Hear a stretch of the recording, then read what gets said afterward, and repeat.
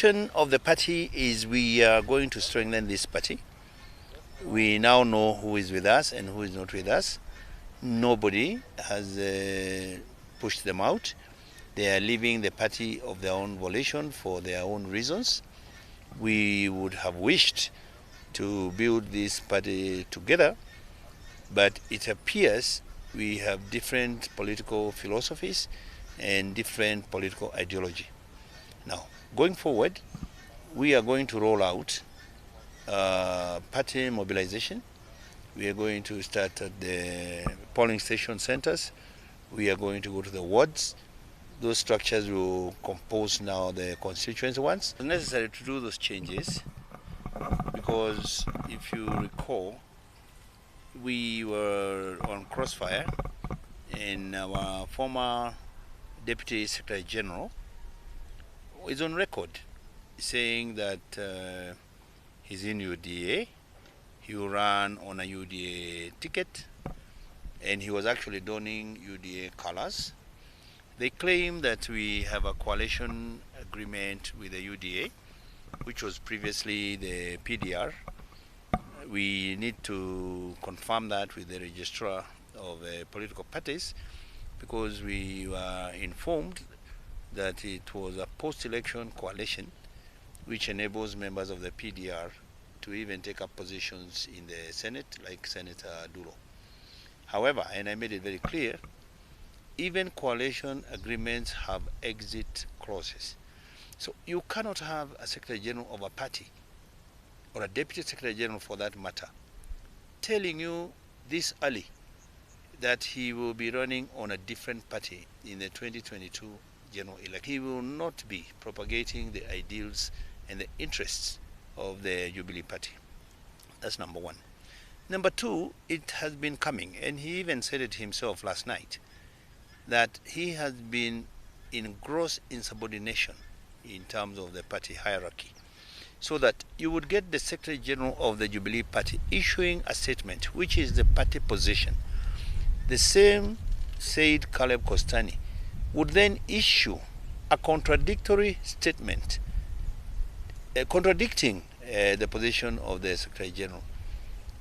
Actually, it has never been heard of where a Secretary General pronounces himself on the position of a party and then his deputy writes, using the party letterheads, he writes a totally contrary opinion or a dispatch which is contradicting that of the Secretary General of the party.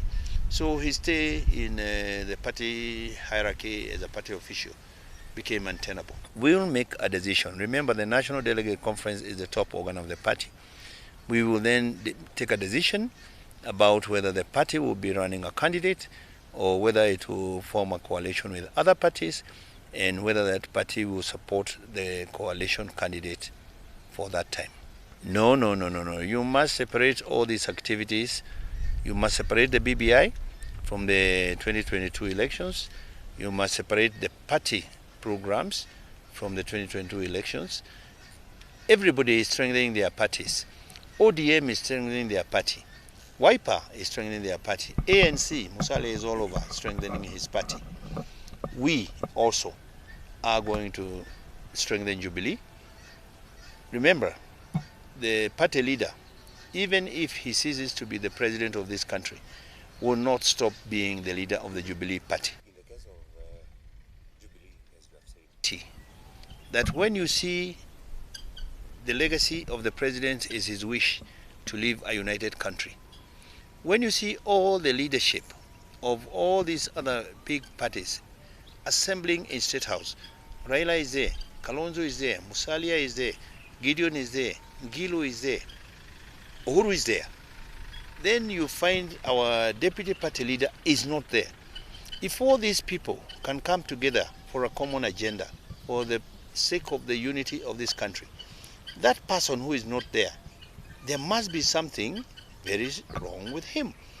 And like I said this morning in another station, when we had the bomb blast in this country, all the leaders, despite their different political persuasions, they rode in one van with Moi in it, Kebake in it, Ngilu in it, Wamalwa in it.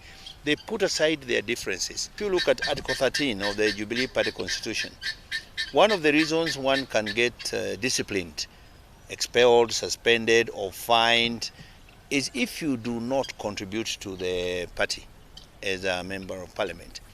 These people sign forms. They sign codes of conduct before they are given nomination by the party. Once they are elected, they did a PG, they agreed how much they'll be contributing, they all signed up, and there's a check-off system in parliament. If you think you can be clever and say you will be giving 50 shillings or 1,000, that is not what you agreed. You agreed to be doing 1,000 shillings or 10,000 shillings. You have to live up to that commitment. Otherwise, you are flouting the law of the party and you are good for disciplinary action.